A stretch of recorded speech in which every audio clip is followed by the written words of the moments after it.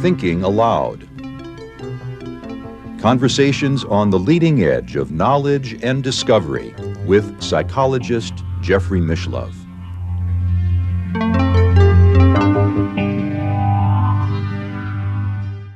Hello and welcome. I'm Jeffrey Mishlove. Today we'll be exploring the battle for the soul of the world.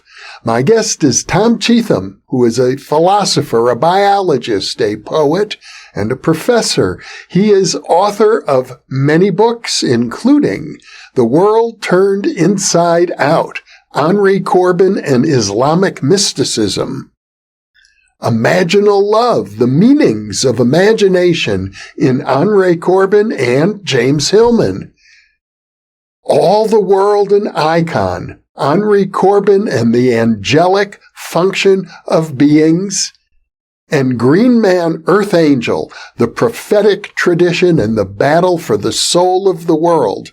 Tom lives in Maine. And now I'll switch over to the internet video. Welcome, Tom. It's a pleasure to be with you again. Hi. Thank you very much. It's delightful to be here. I mean, I really mean that. It is. It's very mellow. I think we may yet have a heated discussion since our topic is about the battle for the soul of the world, although I suspect you and I are on the same side of that battle. I think probably we definitely are. Yeah. I figured since we're talking about a battle, I'd wear my red jacket today. Okay. Yeah, geez. If I'd thought of that, I would have worn something more martial.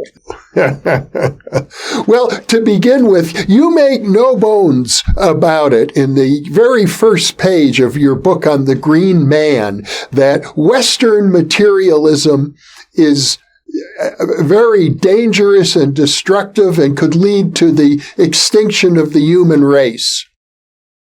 Yeah. And I still think that, yeah. All right. Well, I mean, so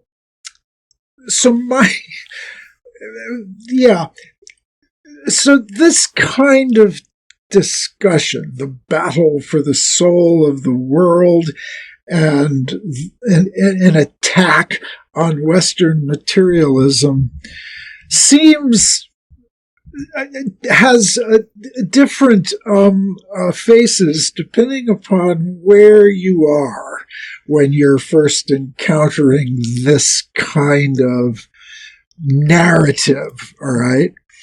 And I guess what I'll say about my own position here is that for better or worse, and I think actually for the better, I've been pinioned between the two poles here much of my life. That is to say, I have a spiritual or philosophical, or I increasingly realize religious perspective, and I'm a trained scientist, and therefore, the training that I got as a scientist was based on materialist premises, though I wasn't clear about it until many decades later. And so what I'll say is that it's still relatively easy for me to see both sides in this schism, as Henry Corbin called it.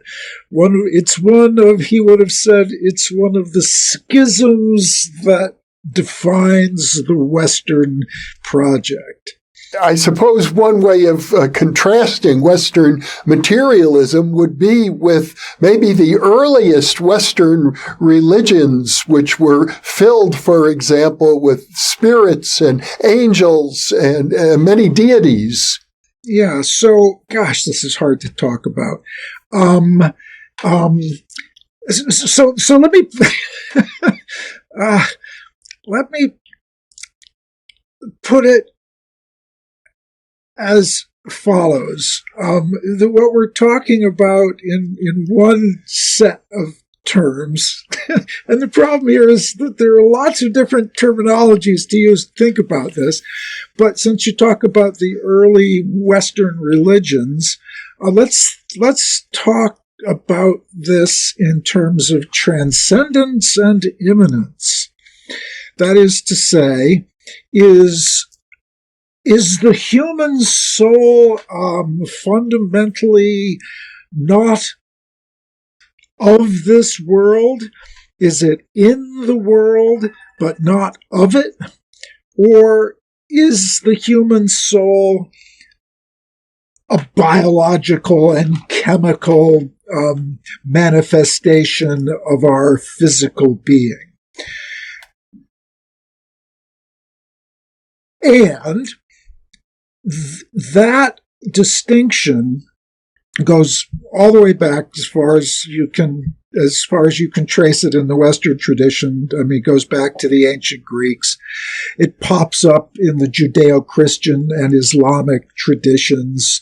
And so one of the tensions for all of these traditions, religious and philosophical, is to try to get clear about what the relation between those two poles really is. Because we are here. I do have a body, and yet for millennia, in most traditions that I'm familiar with, people generally also have this, even if they're materialists, they have this nagging feeling that maybe it's not just gooey biology. Maybe there's something else. And the question is, how are those two apparently radically different modes of being, how are they related? And in the Western tradition, most recently, that is to say with Descartes, who's in some sense the poster boy for modern materialism,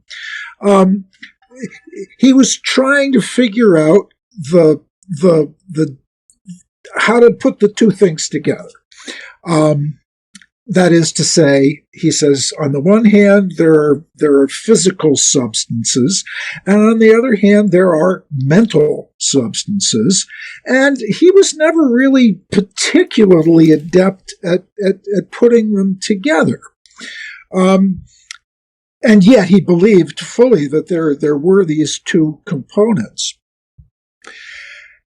After Descartes, and certainly after Newton, it became fairly clear that a materialist science was just really good at doing stuff.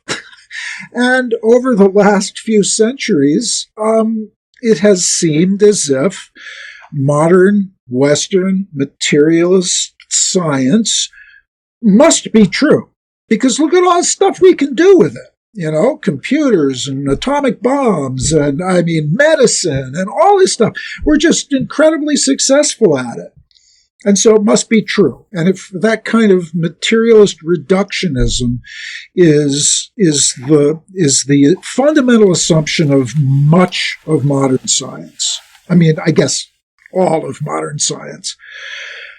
And yet people still have this nagging suspicion that there must be something else. And one of the primary places in the Western scientific tradition where this becomes really problematic is the discussion of the nature of consciousness. And that's a very deep and complicated rabbit hole to go down, but speaking really loosely, every time you go in with your tweezers and your knives, or your extremely fancy neurological imaging machinery, which I find extremely amazing, you get in there and you poke around and there's nobody in there. You just find chemistry. Um, and you don't find a place where you can put your finger and say, that's consciousness. And so you find another bifurcation. This time, the one I'm thinking of is the one within contemporary neuroscience. One group of legitimately materialist scientists will say, it's all bunkum, all this consciousness business. We're going to find how consciousness works at the level of material. And then you have other contemporary neuroscientists who say, no, we're not. and so all the way down to the very roots of science, you've got that same division. So one of the questions that interests me, and I mean this at a practical, existential, lived experience level, how do we think about this problem in ways that maybe can stand outside the Western, the dominant Western tradition?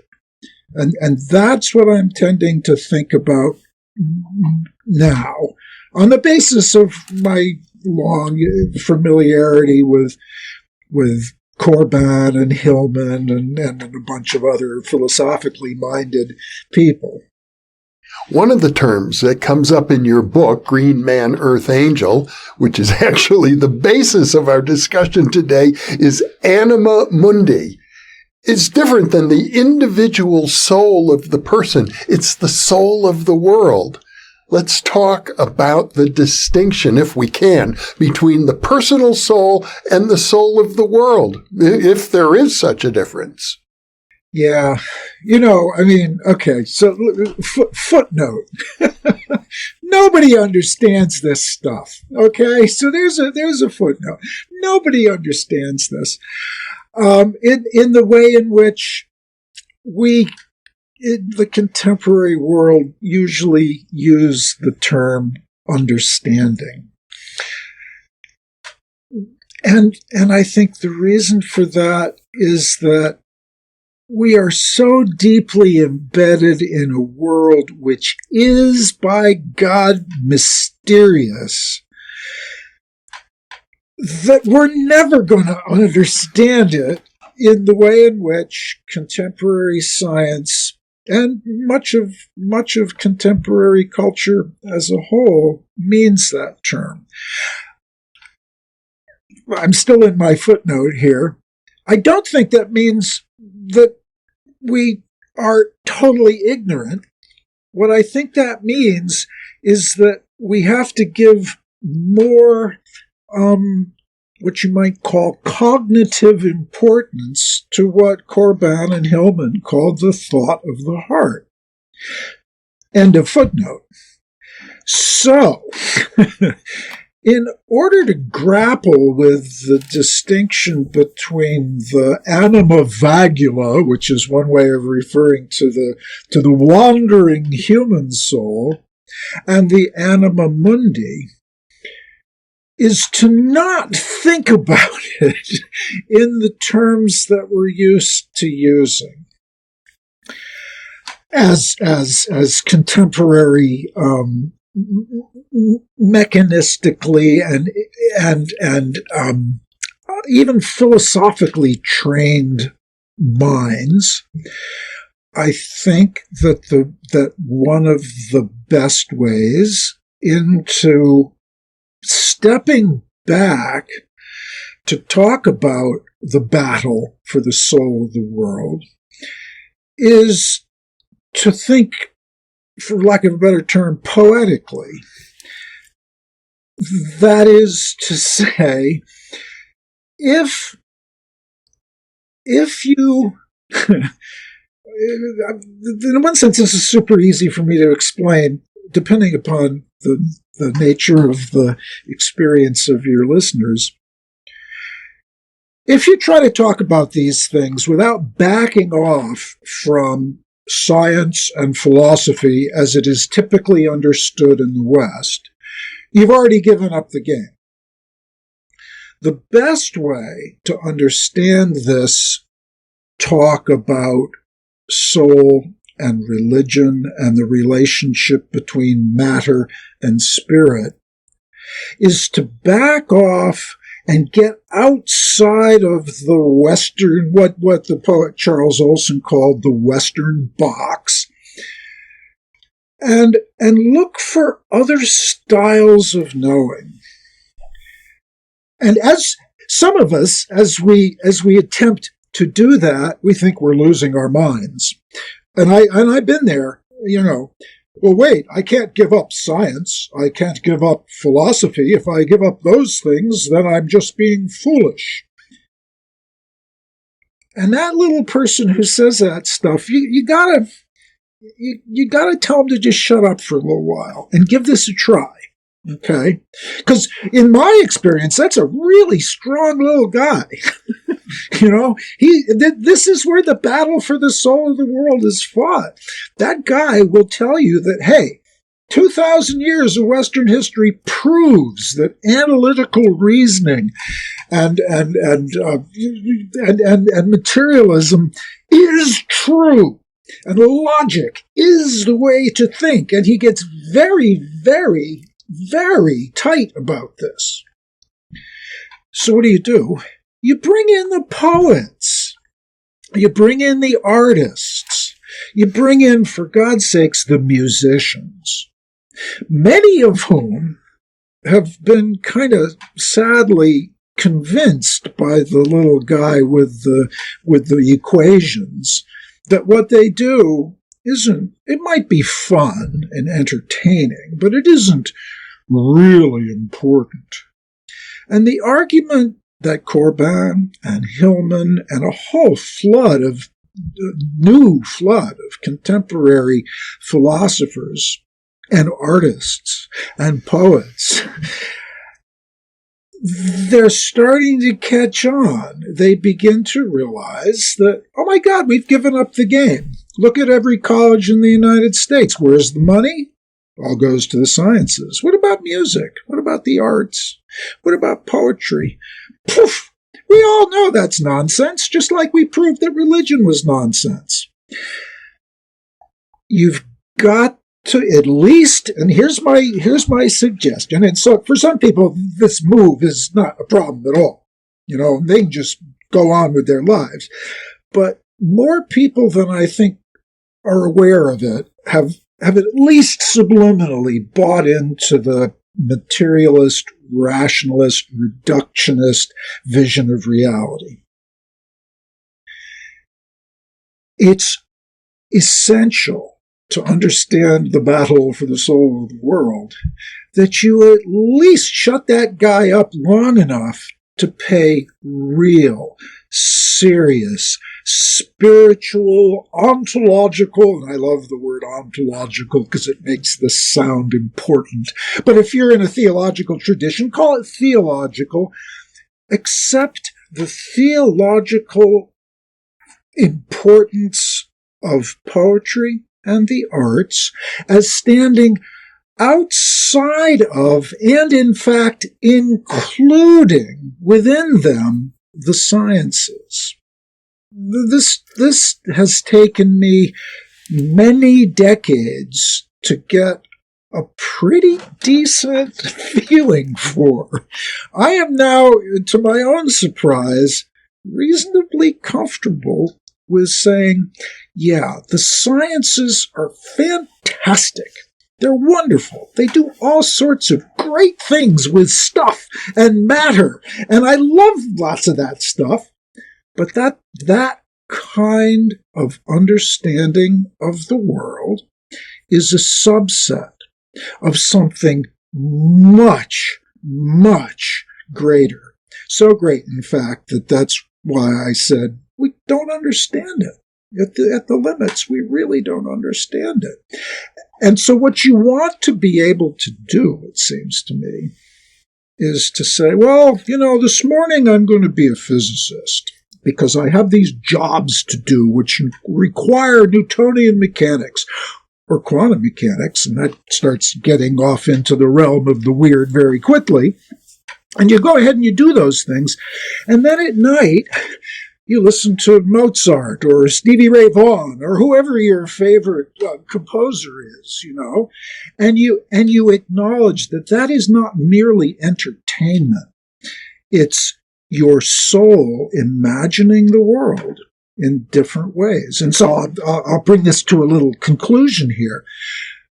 In order for us to continue as a species, we are, I think, going to have to see reductionist rationality as an extremely powerful and useful part of this world that our imagination lets us encounter. Beautifully put. I totally agree. But you even go a step further because you're very critical of religion and specifically Christianity in a way that suggests to me that it has somehow succumbed to this materialistic worldview. And I can attest, having grown up in the Midwest in the United States in a small conservative Jewish community, that I was raised to believe that Judaism is the most rational religion, and that's good to be rational. All of the aspects of my tradition, Judaism, that weren't so rational were just hidden. So it seems that there's something in us, most of us, across cultures, as far as I know, and I'm not widely read in a wide variety of cultures, but I think people who are would probably agree that we as a species tend to prefer the clear and the distinct and the simple to the mysterious, the terrifying, the complicated, and the unwieldy. All right? And religions across the board tend to put you in an encounter with just those frightening, unwieldy, confusing, sometimes horrifying, and often magnificent realms of reality. And imagine, I mean, from whichever tradition that you are most familiar with, let's imagine Muhammad, on the night of his trip to heaven, or Paul on the road to Damascus, or Moses, or Abraham in their encounters with God. You don't want to live like that every single second of your life. You couldn't do it. You'd never eat. You'd never procreate. It's too disruptive. So that's pretty extreme. But, it's so much easier to be institutionalized. It is so much easier to wake up in the morning and say, 9 o'clock, I got to go to work. Well, most people go way earlier than that. And to live your life more or less habitually. And when you need to think about God or religion or philosophy, you go to a church or a college and people tell you what the truth is. And you say, oh, yeah, you're an authority figure. I'll buy that. And you don't have to worry about any of this stuff about facing the spirits or the gods, and in many indigenous cultures, they have shaman, and they do that for you, and it's hard. It's bloody awfully confusing. And you bring it back into the discussion that I was trying to have. You see, the poets and the artists, they're over on the side where the prophets and the mystics in all the religions, that's where those folks live.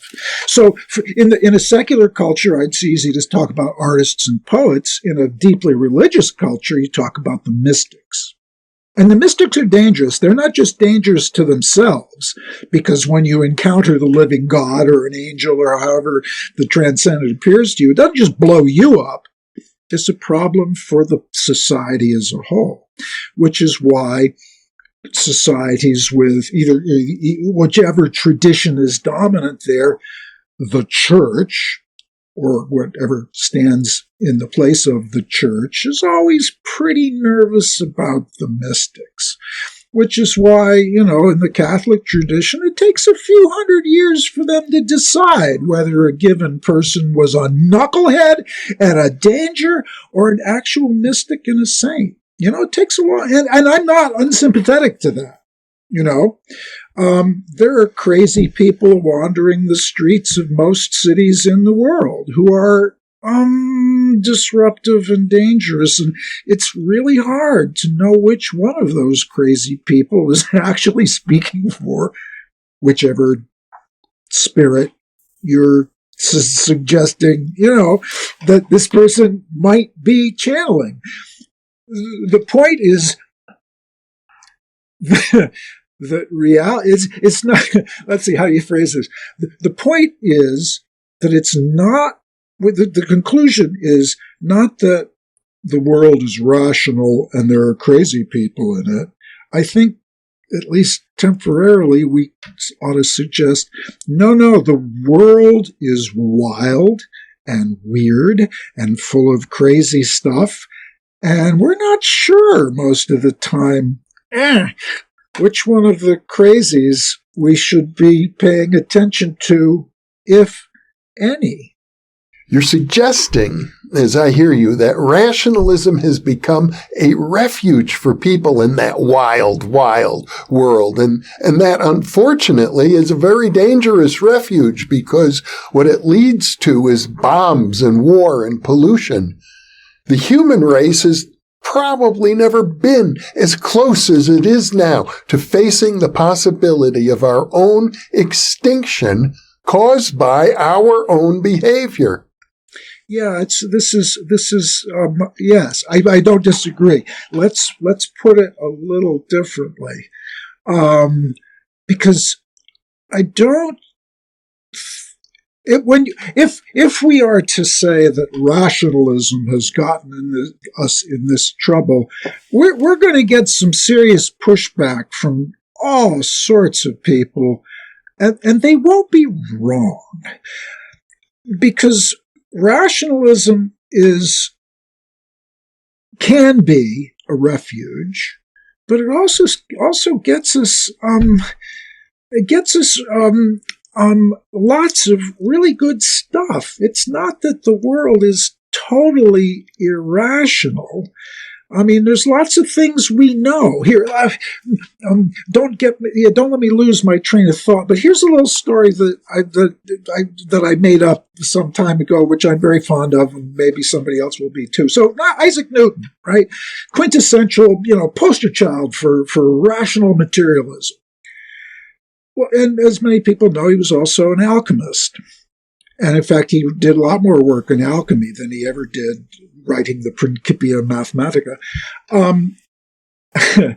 So imagine Newton, he's doing his alchemy, and if you're familiar with Jung or Hillman or any of those people, you'll have some sense of what they meant by alchemy. And it's a nightmare of complexity. It's not merely intellectual, it's emotional and physical. If you read the alchemical treatises, or at least as they're discussed by Jung and Hillman, there's incredible psychic pain and suffering and darkness, and it's all confusion. What you're looking for is to transform something into gold and make yourself immortal. But it's incredibly difficult. And I suddenly occurred to me the other day that when Newton said, oh, heck with this, let's do some mathematics for a while. And he said, what if the world were describable in terms of forces and matter and motion? And so he comes up with F equals ma, and he writes the Principia, and we have modern science. But what if you imagine that he did that as a break from the real work? That was easy. There was the easy stuff, is to do modern physics and to shoot rockets at the moon and projectile motion and all that stuff.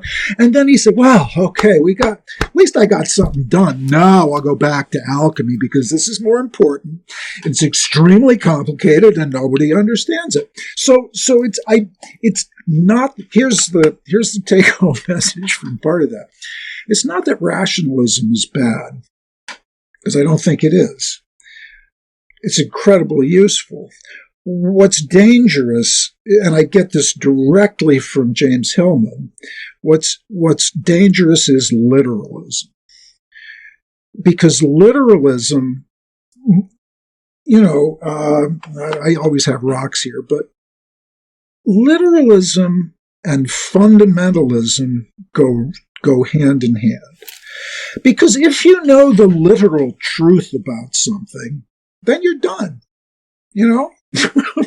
Then you don't have confusions. You don't have problems. If you know the literal truth, whether it's the existence of God and what he wrote in a book that tells me what to do, and I don't mean to belittle, let's get to that in just a second. I'm not belittling the religions of the book. We can talk about Corbin's take on that in a minute, and then we can get to hermeneutics. It's when you decide that Newtonian physics is the truth, and then you find out, a few hundred years later that, well, it was true as far as it went, but it's not complete. And so you get Einstein and quantum mechanics and all that other stuff.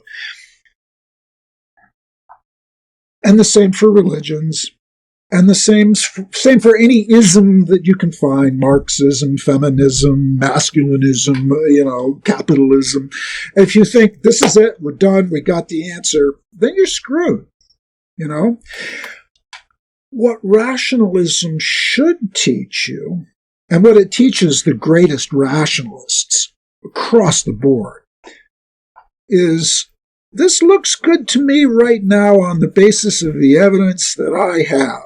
That's what science is. Science is always based on hypotheses. Some of those hypotheses are extraordinarily well-founded, others not so much. But every great scientist, and I would argue every great rationalist, always knows they're peering into the darkness, and you only take those truths as useful hypotheses, push them into the realm of the certain. I think it's fair to say that some of the greatest mystics in world history were also very rational. Yeah, and there's the first thing that comes to mind, and I haven't followed the scholarship on this, so I don't know if this is a true story or not, but many people have said that at the end of his life, Thomas Aquinas had a vision in which he realized that the entire Summa Theologica was like a little tiny drop in a sea of unknowing. And he realized, oh my gosh, everything that I have thought, oh my God, it all just disappears. And I, in my little world of scholarship and thought about Henry Corbin, he makes the same point about several of his mystical theologians. Avicenna in particular. Corbin's book, Avicenna and the Visionary Recital, makes an argument that not every scholar of Avicenna takes seriously, and that's actually okay. Corbin says, Avicenna, and this was back in the old days when if you were a scholar, you were a scientist and an astronomer and a theologian and a biologist and a lawyer and a doctor. I mean, there were no distinctions. This was all doing God's work. It was investigating God's creation. So Avicenna was one of the great polymaths of all time. And Corbin argues that among his writings we have 3 or 4 that are just these little poetry things that he wrote near the end of his life. And Corbin says, what we see in these visionary recitals is Avicenna becoming conscious of himself and the nature of his own work. and I don't have the quote handy, but it's something like, all of those ideas and proofs which he thought were about the objective reality of things were actually his own soul manifesting itself. And so it turns in on yourself and you realize, oh shit, these are my ideas. I thought they were absolute truths about the nature of reality. And Corbin says, when that dawns on you, then you're free. Because then you can look back on the production of your intellect and say, well, it wasn't half bad. I did an okay, that's not bad. I like that. But you realize, oh, it's just oh shit. And then you're in it and you realize, oh man, wow, how inflated I was to think that I understood reality. So it's not that rationalism isn't useful. I mean, look at all the stuff we are able to do with reality understood that way. But when you say, that's it, we're done, then you cut off the potential for human spiritual development. But then, of course, you also cut off the potential for human scientific and material development. Very quick story. Back in the late 1800s, there were physicists in Europe who were telling their students they should go into business because physics was we got it down. All these hundreds of years after Newton, we've got everything figured out. There will be no more need for physics, and you should go in business instead. Then, bang, you get Einstein and quantum mechanics, and Going back to your comment about the Judaism that you grew up with, this happens to everybody in every culture, in every circumstance, that you finally get, you think, oh man, we got this down. We know what God wants. We know how the world works. And something happens and it all comes crumbling down. And if you live with an awareness, as the poets and the musicians and the artists have, that it's, in some sense, it's not all imagination, but the imagination is the place where all creativity occurs, then you're not going to be surprised when things start crumbling behind you, and you'll have some place to move to. I get the impression that you're pointing toward a topic that I asked you about several minutes ago, the relationship between the individual soul and the soul of the world. Okay, so now but see, yes, as if I had planned this, which I hadn't. But now we're moving in we're moving in a space of the imagination, which has already taken rationalism and materialism and put it in. I was going to say put it in its place, but I don't know what its place is. We've just stepped outside of it, at least for a little bit. So the relationship between the individual soul and the Anima Mundi is,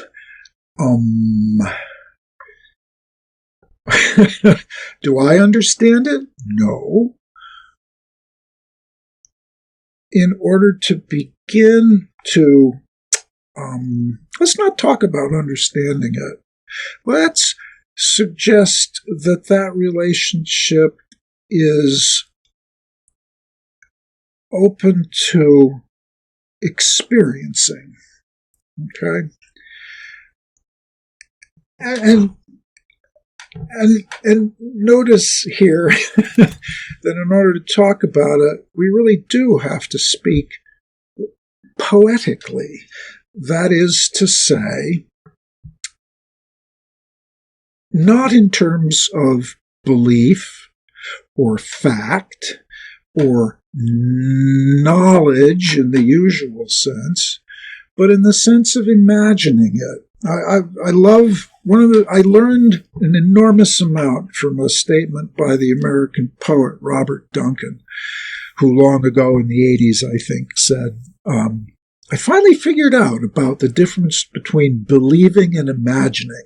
He says, they're two different systems.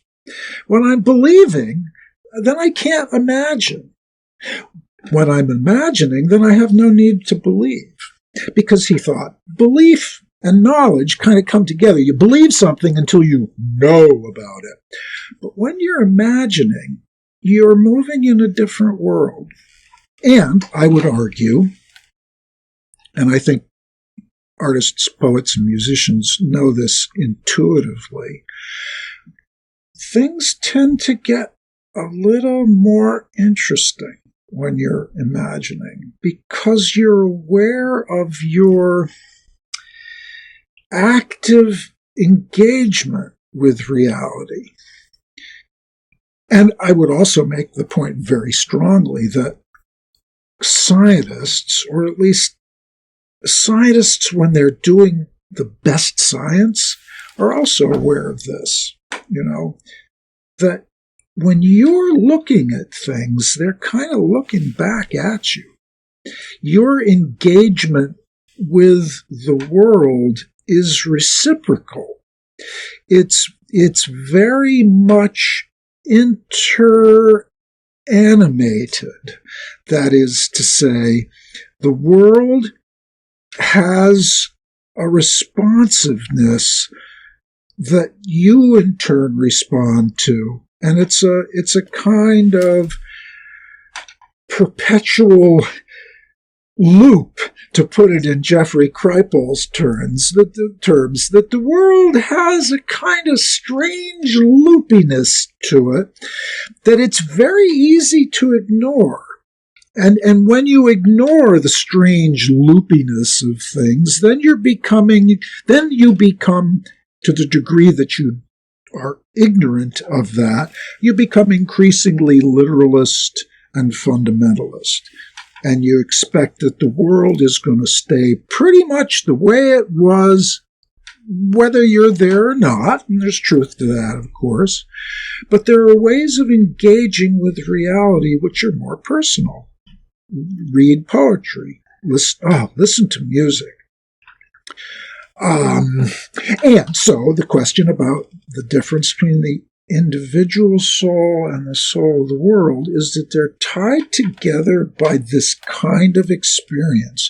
Am I going to... I don't know whether my individual soul is eternal. I guess I'll find out. I used to think that was utterly absurd to think. And now I kind of think, actually it would make more sense if it were. But what would that be? Would it be me?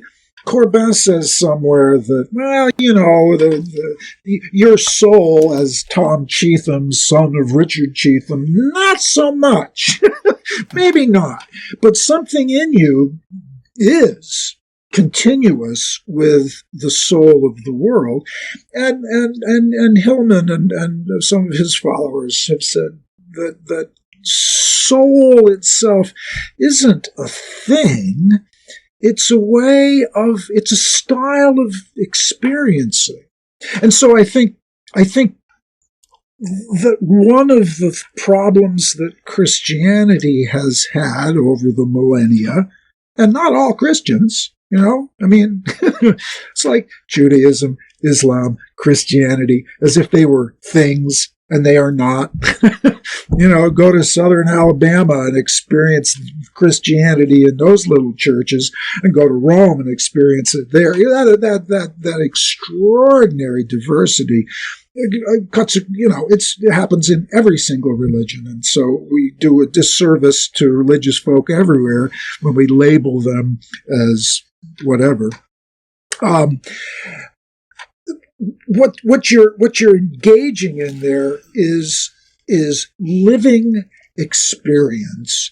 And when you say my soul and you start literalizing this thing, you go off wrong. So when we're discussing the differences, which there, I guess, must be between the world soul and my soul, don't go looking for an answer. Go looking for experience. That's the take-home message. The conventional way of looking at this question of the individual and the world is, as I understand it, would be I'm alive, I'm biological, I have consciousness, I have movement, I'm a creature, but the world is not alive in the same way that I am. The world is not a conscious being. It's not an animal being. And actually, I tend to think that viewpoint is incorrect. I think the world is just as much alive as I am. So here's a good place where the scientist in me and the other part of me, whatever that is, the bigger part, they start having a battle because I was trained as a biologist. And I know a lot about biology. And that's both, well, I mean, it's just purely wonderful. I got to say, just as a footnote, the more you know about biology, the more astonishing the complexity of any living being becomes. Maybe I can go in that way. So let's think.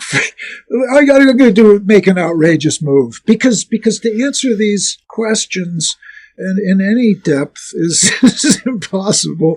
But let's imagine. Okay, so you got us, and we are super complicated. We're so complicated. I mean, we are so complicated. It's a glory and a wonder. But then I spent 40 years of my life staring into microscopes. And one of the things you can discover staring into a microscope is, pick your favorite single-celled ciliate, Let's pick a Volvox or something. Well, no, they're multicellular.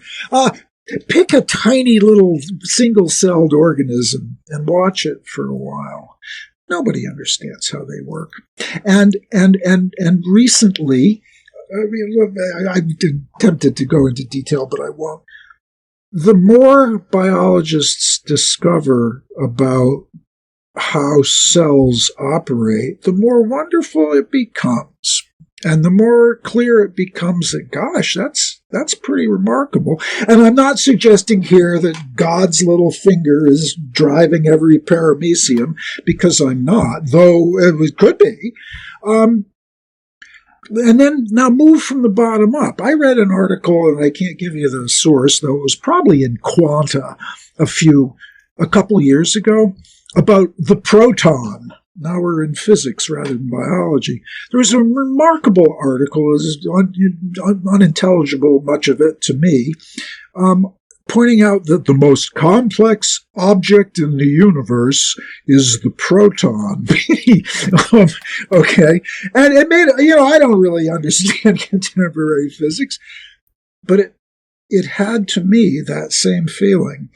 Here's this little tiny, it's unimaginibly tiny. And it turns out the physicists, the closer they look at it, it's like, holy shit, this is crazy. This is so crazy complicated that they don't know what they throw up their hands. And in my experience as a biologist, and to some degree in the other sciences, the closer you look at things, the more your jaw drops. It doesn't matter whether you're looking at the galaxies or the paramecia or, for heaven's sakes, even a proton. And the takeaway here is, it's not entirely clear to me that there is an unbridgeable chasm between the living and the non-living. Maybe it's more like there's stuff we know a lot about because we are it, and then there's stuff we know less about and we think, oh, it's inert, it's inorganic, it is not alive. I would just guess, come back in a million years, and whether we're around, which I doubt, somebody with some intelligence is going to be saying, oh, it's all, what's the Hindu metaphor? Indra's net.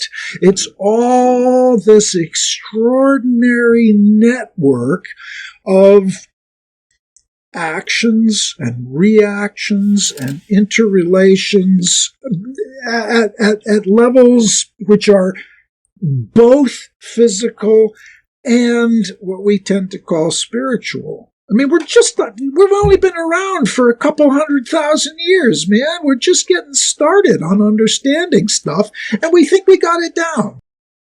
I have heard people like Fritjof Capra, who I interviewed on this very topic at one time, arguing we have to shift our worldview, that physics is not the bedrock of science, it's biology. And once we understand that biology is the bedrock of science, then we can have a world that works.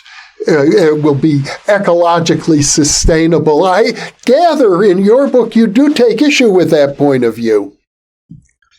I take issue with any point of view. Well, it's as you have just stated it, that biology is the bedrock.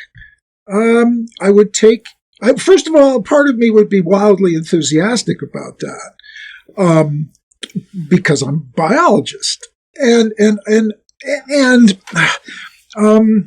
I have enormous enthusiasm for contemporary theoretical biology, which has been transformed by complexity theory and chaos theory to the point that many, as Capra suggests, many of the most interesting, exciting, thrilling developments in our understanding of reality are happening in biology or biology-adjacent fields, because it's easier, let's put it this way, it's easier to get at biology using the tools of contemporary complexity theory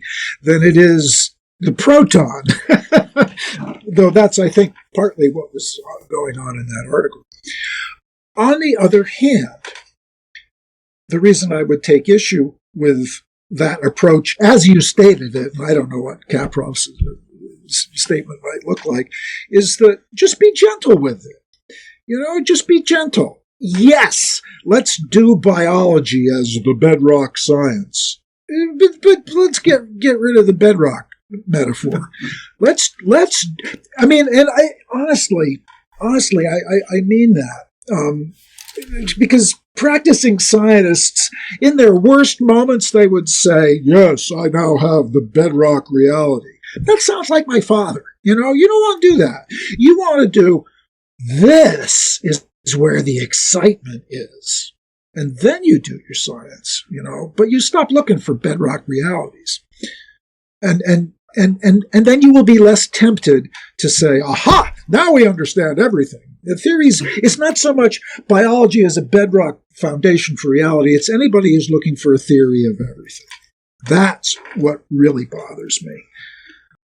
Well, I think maybe it's time now to go back to the title of your book, the one we're really talking about, Green Man, Earth Angel, because you're making an allusion to a very mysterious figure in Islamic culture, Hitler, who are also known as the Green Man, who is sometimes equated with the prophet Elijah in Jewish tradition, a mysterious figure, very real, very material, but who never dies.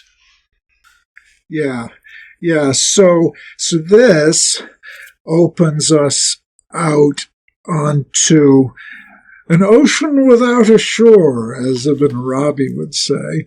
So the account that I'm going to very vaguely sketch now, it comes from Henry Corbin, and I always try to make perfectly clear that I am not a scholar of Islam in any sense. In some sense, I'm a bit of a scholar of Henry Corbin. So what I am channeling here is Corbin's understanding of this mysterious figure in Surah 18 of the Quran.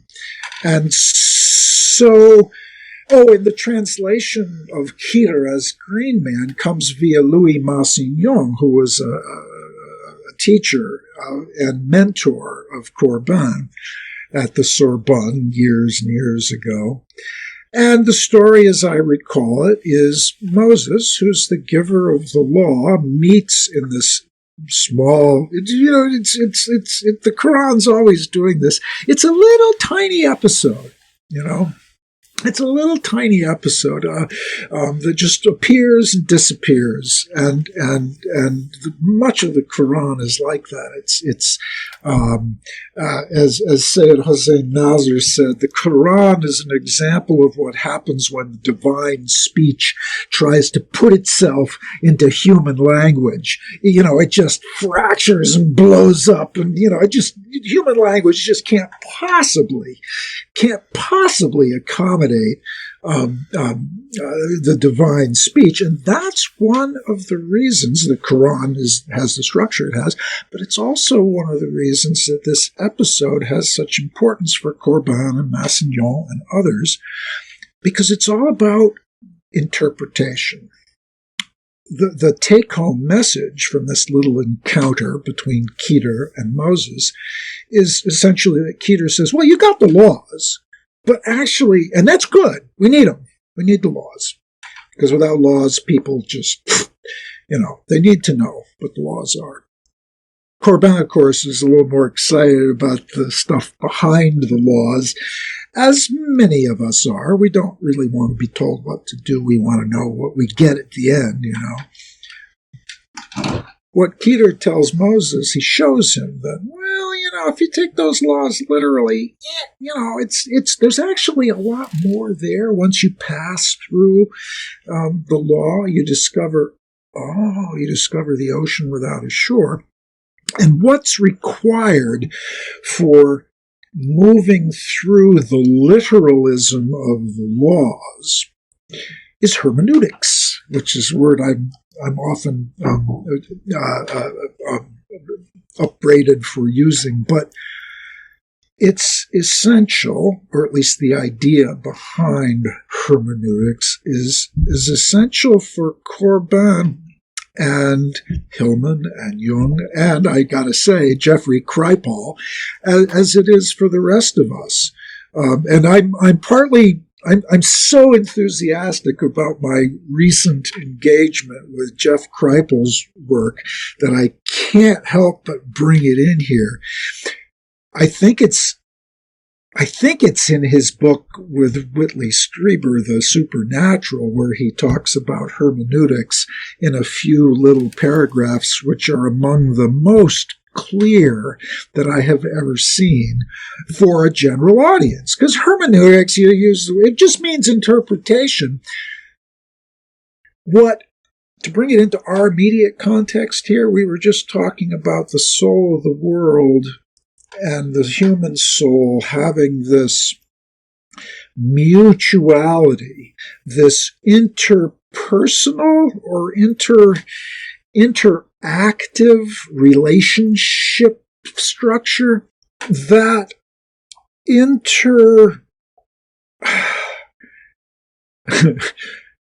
that relationality between the objects. Well, so I'm going to be extreme here.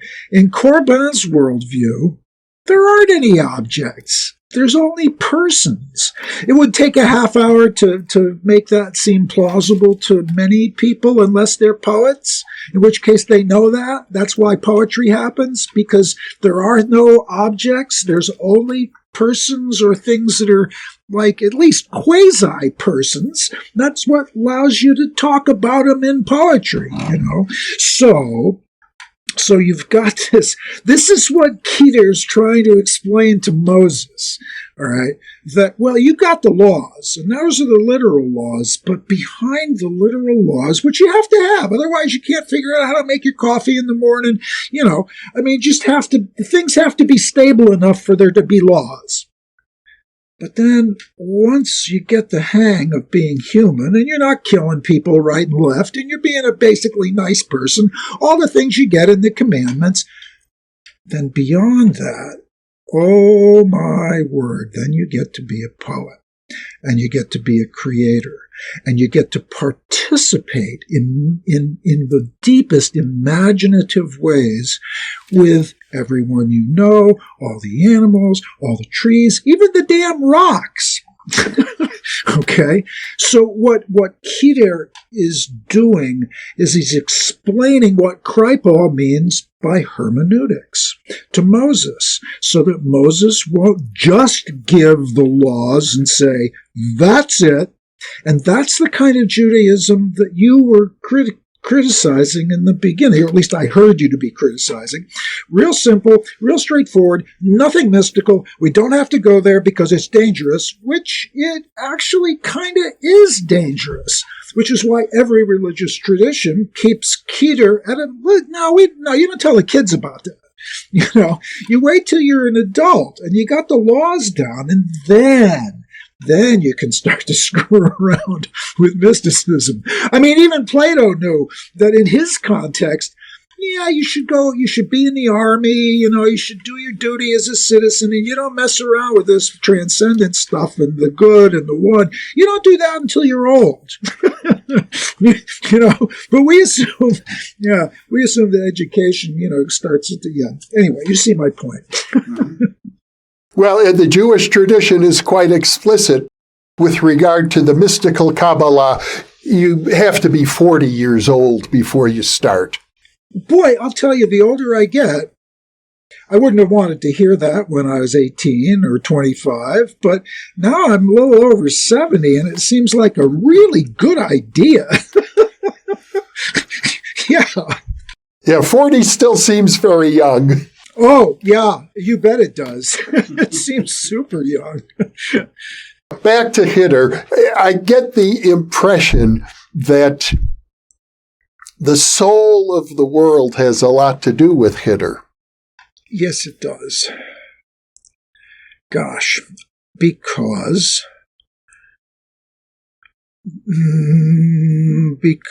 he is... Another way to stay within Corbin's framework, which I'm happy to do perennially, and at least in the moment here, though there are parts of the claims that I'm making here, which would have at least made Corbin nervous. But within Corbin's framework, what Keter is describing is the thought of the heart. It's hima in Arabic.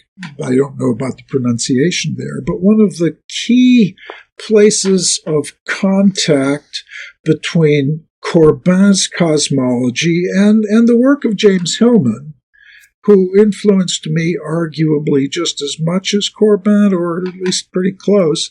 One of the key points of contact between them is this idea of the thought of the heart being the central, foundational, dare I say, activity of the human person. I hope I haven't said this before, but one of my favorite anecdotes from Jung, I guess it's probably in Memories, Dreams, and Reflections. He visited Taos Pueblo in New Mexico sometime in the late 20s, I think.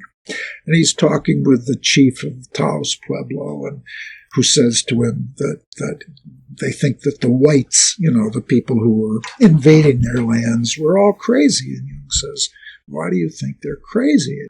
They say they think with their heads. And Jung says, oh, right. Well, what do you think with? And he says, we think here. We think with our heart. And my conclusion from that, because I think with my head, is that over the course of Western history, we got used to the idea that thinking is something that you do up here. It's divorced from your body. It's divorced from your emotions and your feelings and your sensations. It's abstract. And Corbin's work and Hillman's and Jung's too, and the work of any poet and artist is an attempt to live things differently than that, to recognize that there is a cognitive function to sympathy, as Corbin says, that no, cognition, there's a special kind of cognition which is associated with the brain. But neurophysiologists will tell you more and more that, yeah, it's pretty misleading, actually, to think of the brain as a computer in a vat. That actually, it's much more, what was Andy Clark's phrase, there's a mind outside of you. There's an environmental aspect to your cognition, in the absence of which, put yourself in one of those sensory isolation tanks and you just start having visions, because your imagination cannot function without thoughts and feelings and sensations. And in the absence of a body, it starts just spinning imagination, which it's doing all the time anyway. And therefore, it is incumbent upon us as creatures embedded in the biosphere to think more with our hearts than we currently do. I get the impression that, and correct me if I'm wrong, that there's still something there. I guess the word I'm looking for is spirit. Yeah, okay, sure. Yeah, I guess I have developed over the years a little bit of an allergy to the word spirit, and not for ontological reasons, but for personal psychological reasons. And I get this from Hillman, it's his fault, because he had such an aversion to the word spirit, in spite of the fact that he was so enthusiastic about Henry Corbin, who is all spirit. And that's always been an interesting question for me. How could Hillman be so enthusiastic about Corbin and so allergic to the notion of spirits? But that's a question for Hillman scholars. But what Hillman told me, via his books decades ago, and it made sense to me then, and it still makes sense to me, that spirit tends to be literalized into certain components of theology, science, and philosophy, and to be abstracted as the transcendent manifestations of of the psyche.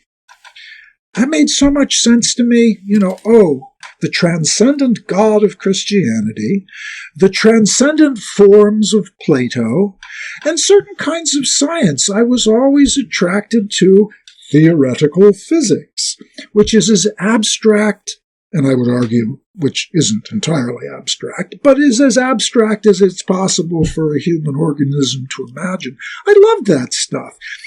And Hillman kind of rubbed my nose in it and said, see what you're missing. You're going to God and to abstract physics and to philosophy to avoid your heart. And I thought decades ago, oh dear, he's sure right about that. Because this is the hard stuff. It's like Newton with his alchemy. Oh, God, let's take a break from this emotional business, which I cannot deal with, and let's do the Principia Mathematica, And that was so obviously true of me, that I have this residual nervousness about spirituality, and I don't think that that's a bad thing, to hold those with a little bit of caution. And it's been going on in contemporary Western philosophy for maybe 100 years now, the worry about transcendence and the emphasis on immanence. and here comes a drum roll.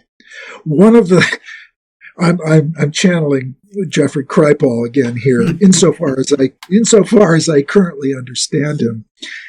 He is arguing, I think, beautifully what I've been circling all these years, which is that transcendence and immanence can be brought together with hermeneutics.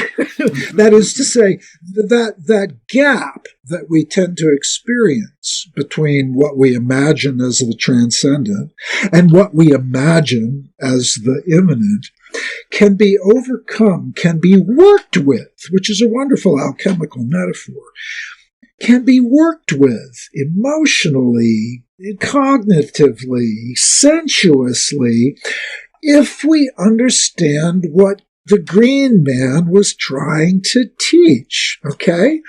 I really think he's right about that.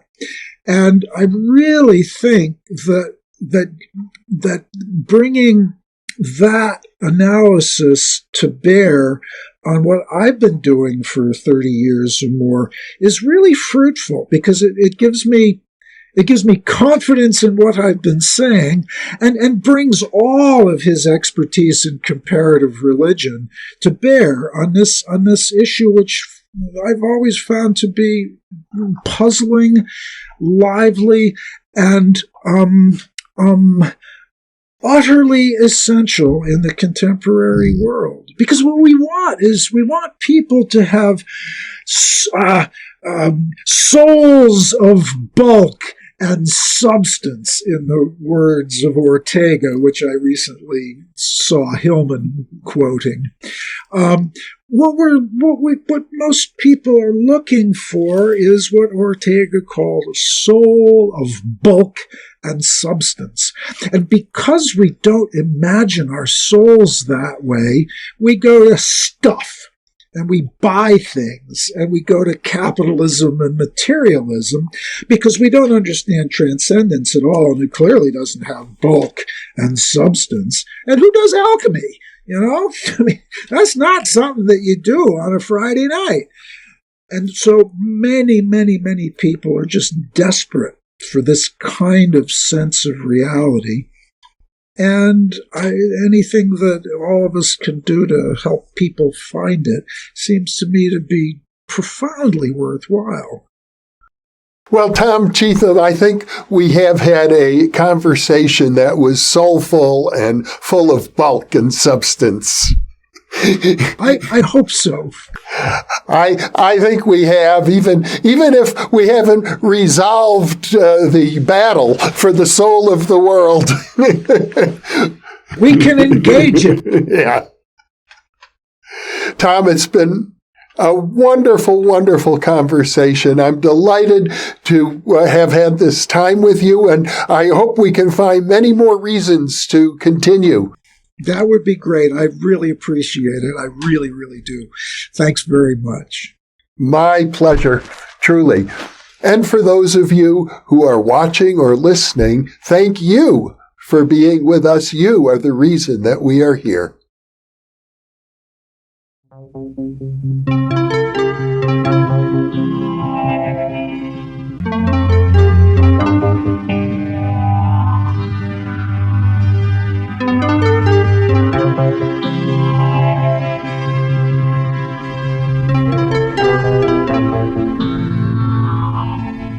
I imagine that by now, many of you already realize that in conjunction with White Crow Books, we've just launched the new Thinking Aloud Dialogues book imprint, and our first title is There Life After Death?